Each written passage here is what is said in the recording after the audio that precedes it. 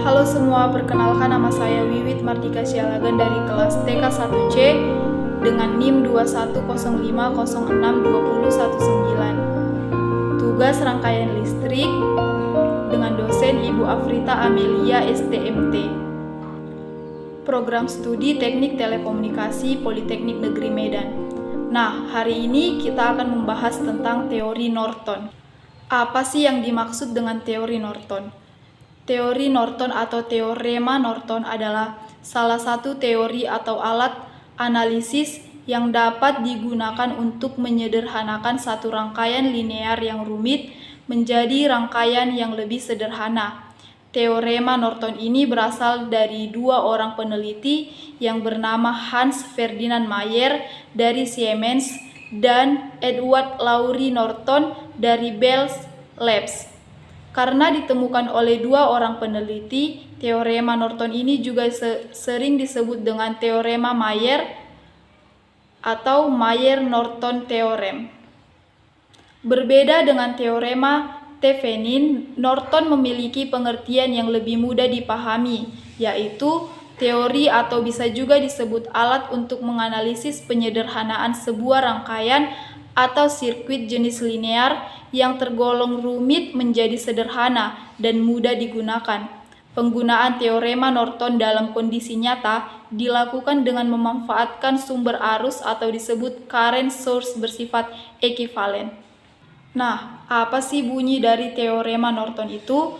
Bunyi teorema yang ditemukan oleh Mayer dan Norton ini adalah setiap jaringan listrik linear atau rangkaian rumit tertentu dapat digantikan oleh rangkaian sederhana yang hanya terdiri dari sebuah arus sumber dan sebuah resistor yang diparalelkan.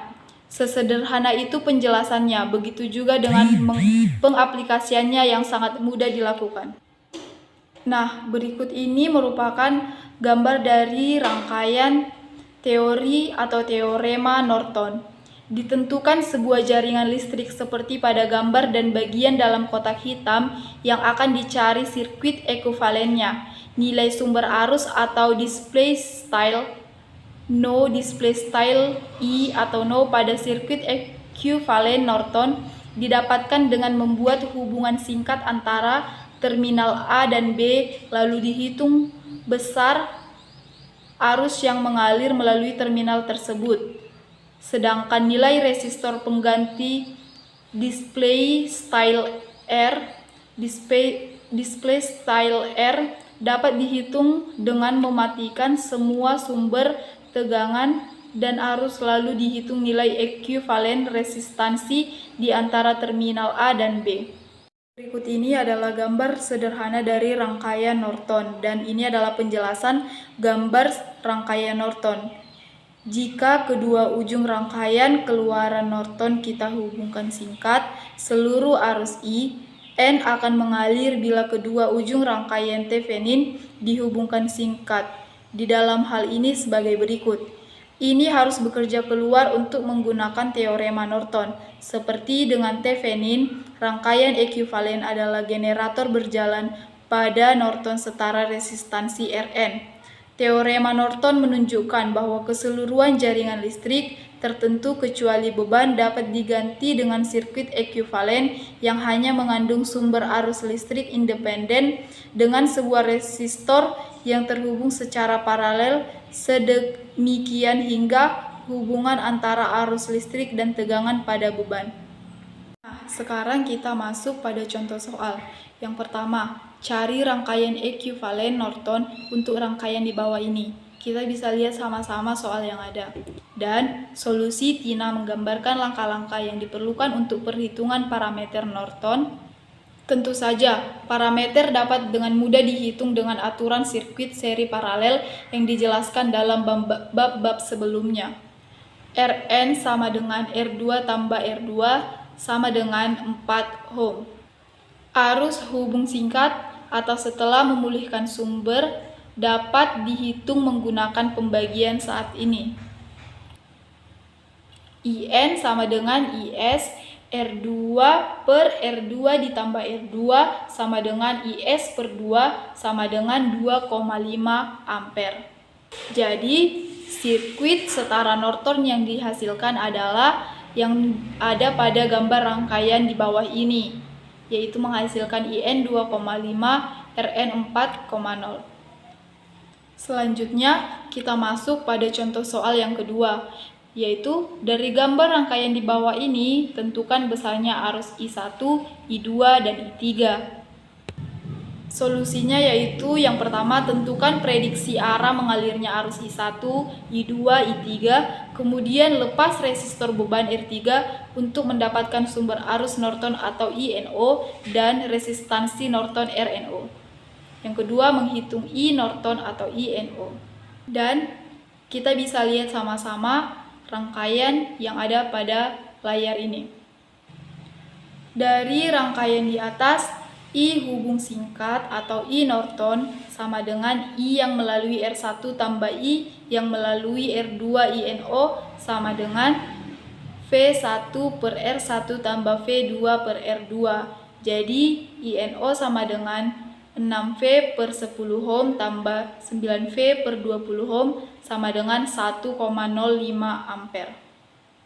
Sekarang kita masuk untuk menghitung R Norton.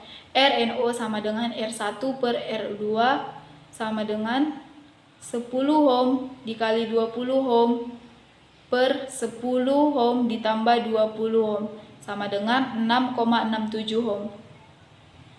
R total sama dengan 6,67 ohm dikali 30 ohm per 6,67 ohm ditambah 30 ohm sama dengan 5,4568 ohm. Sehingga V total sama dengan R total dikali I Norton.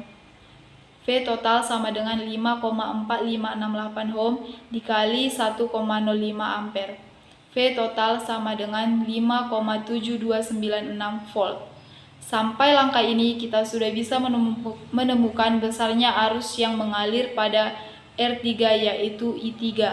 I3 sama dengan V total per R3. I3 sama dengan 5,7296 volt per 30 ohm. I3 sama dengan 0,1909 ampere. Setelah I3 ditemukan, mari kembali ke rangkaian awal. Loop 1. I3, I1, R1 ditambah I3 dikali R3 dikurang V1 sama dengan 0. I1 dikali 10 ohm ditambah 0,1909 ampere dikali 30 ohm dikurang 6V sama dengan 0. I1 sama dengan 0,273 V per 10 ohm. I1 sama dengan 0,0273 ampere. Lalu masuk ke loop yang kedua atau I2 dikali R2 ditambah I3 dikali R3 dikurang V2 sama dengan 0. I2 dikali 20 ohm ditambah 0,1909 ampere dikali 30 ohm dikurang 9 volt sama dengan 0. I2 sama dengan 3,273 volt per 20 ohm. I2 sama dengan 0,1636 ampere.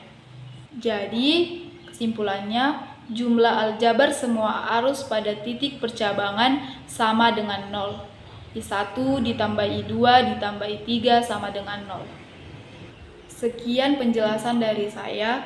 Semoga dapat bermanfaat untuk kita semua. Apabila ada kata-kata yang salah, saya mohon maaf. Terima kasih.